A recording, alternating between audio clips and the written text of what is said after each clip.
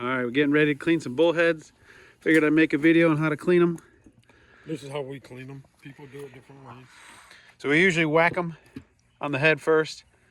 Make sure they're passed out. Don't move around because you don't want them things to... So how you holding it? Just like that. So these fins don't get you? Yep. Okay. Then I take the knife and I go down each side. Sharp knife. And once in the middle. Yep.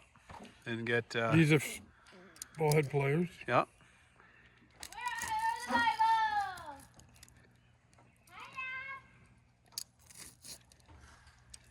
Hi guys. I'm recording. So you just peel the skin right back? Yep. Yeah, this one ain't working good. Well, that's all right. There you go. And then you take your knife. Oh, okay.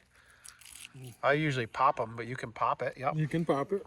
And then that's the guts. And then just get all that other stuff out. And you take your pliers. Oh, I forgot to do that on mine. And go up on that. You have to? No, but I think I forgot. There's another way. I'll show you. Okay. Cut down each side.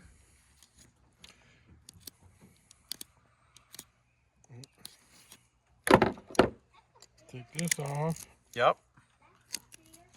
Peel that down. Peel that down.